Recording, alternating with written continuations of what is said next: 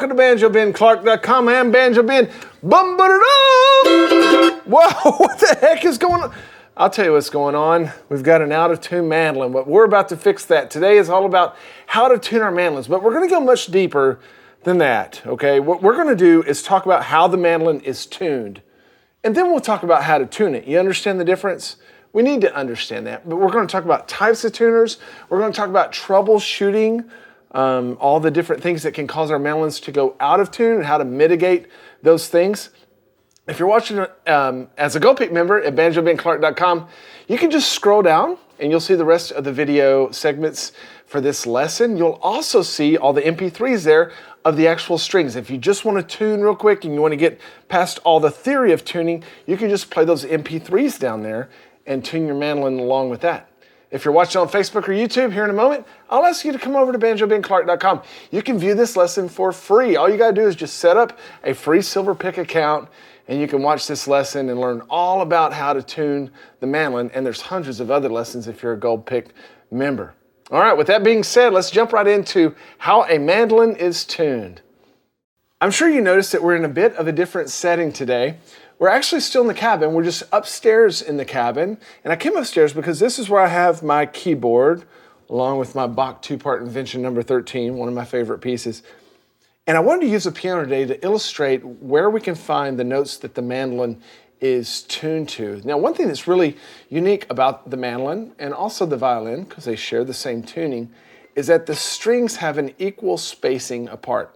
The interval from one string to the next is the same as to the next string and to the next. Now, that may not make tons of sense to you if you've just started playing mandolin and maybe if you don't play any other stringed instruments, but it's going to impact us later on, and it's also going to make it a bit easier to tune. So before we get into how to tune the mandolin, let's talk about how the mandolin is tuned, and we'll use the keyboard to show us how to do that. We'll turn there now. Now, the bottom string of the mandolin, the lowest string, is actually a G note, and we're going to find that if you were to go to the piano and you were to go to the middle C and you go south to the next G note, that's where we'll find our lowest note on the mandolin. So if you have a keyboard or a piano and you want to tune your mandolin to it, you'll start right here. Not right here, right here.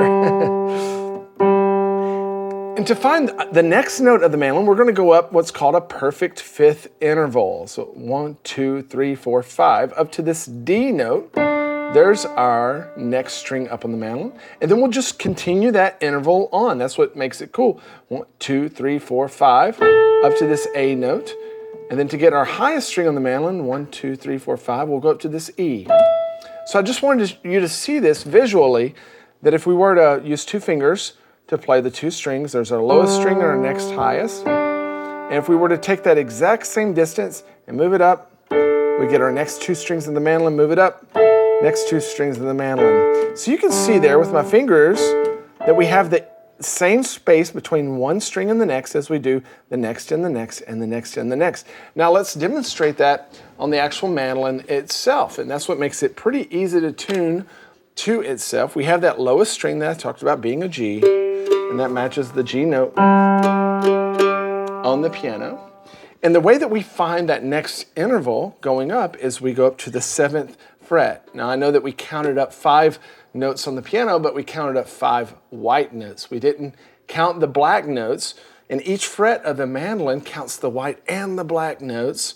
So we're going to count up 7 frets, and that will take us to our next string's value. So we start with open, 1, 2, 3, 4, or actually the first fret, 2nd, 3rd, 4th, 5th, 6th, 7th. Okay, and your mandolin probably has a little dot there on the 7th fret. It might have one on the 5th and one on the 7th. And if we play that string, that's what our next string's pitch should match. Pretty cool, huh? Now, depending on how your mandolin is set up, that may or may not be super duper accurate, but you can get it really close that way.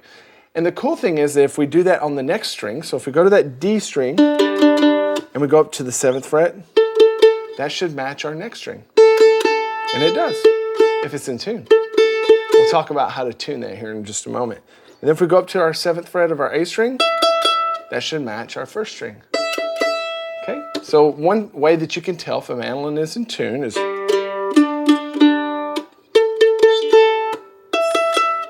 That's pretty cool, huh?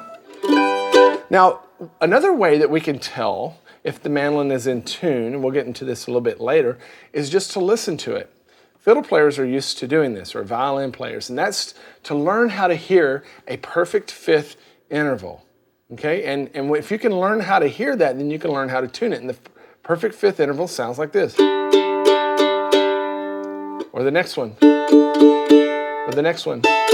And that's going to take a little while to develop your ear, but after a little while, you'll notice that this is a perfect fifth. Right there. And this is not. And this is not. And this is not. But this is.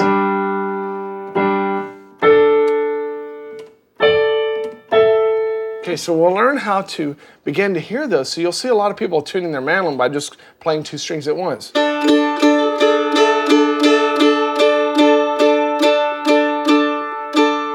And what they're listening for is for that perfect fifth interval to really settle in. Okay, now before we get into how to tune your mandolin, which is really important, we need to talk about some types of tuners because there's several different things that we can use to tune our mandolins up nice and tight.